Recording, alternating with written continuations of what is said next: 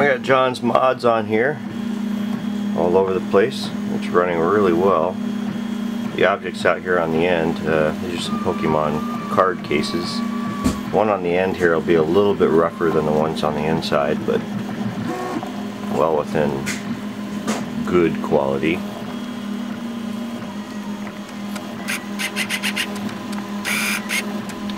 Put these paddles, this might be hard to see how it's set up,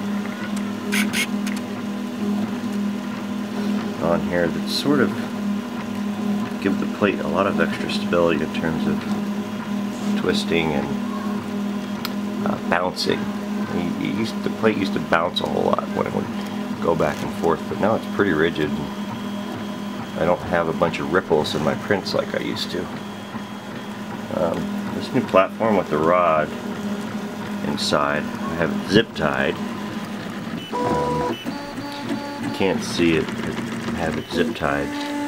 There, that zip tie under there, grabbing the rod that comes out of the front piece there.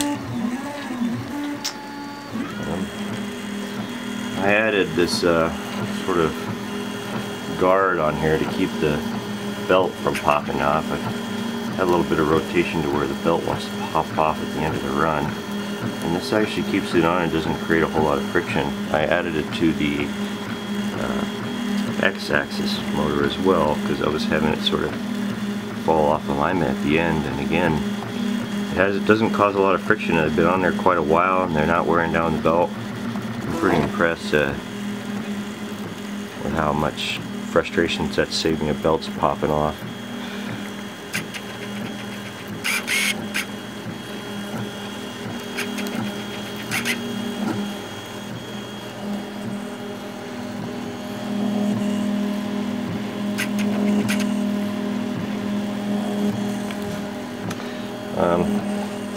I was talking to John about having this cage over, flex over, see? And it does there. All I did was rotate. I just disconnected the last piece there and let it sit loose on there. I don't know if this can really loosen or not. I'm having trouble focusing.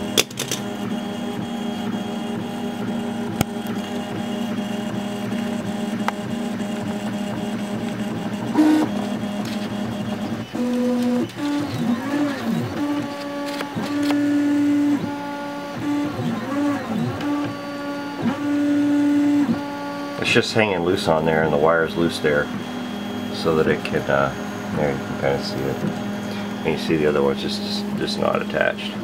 But that lets it flex perfectly loosely, and I haven't had any issues with it. That's somebody else's mount that I found, and I just have it screwed in there, sort of as a pivot axis.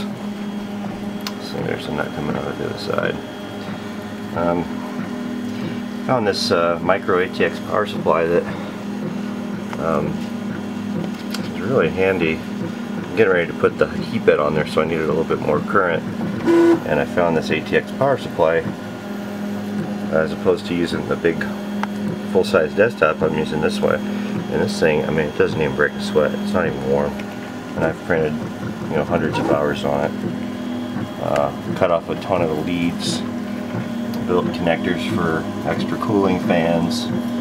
I mean, I'm really happy with how this thing has worked out. I'm going to build a little case for it. I actually have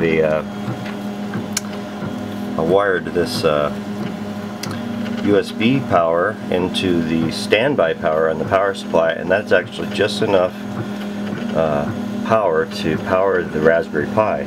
So essentially with one power cord, I can set my Raspberry Pi on here with the wireless card, and the only thing I need to run to this is power, and I can pretty much print anywhere in the house wirelessly. Keep the kids away from the build platform and bumping the setup, which has happened more times than I would like. Anyways, there it is. Printrbot Simple, not so simple anymore.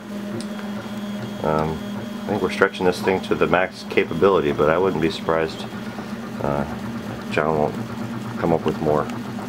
His designs are pretty amazing.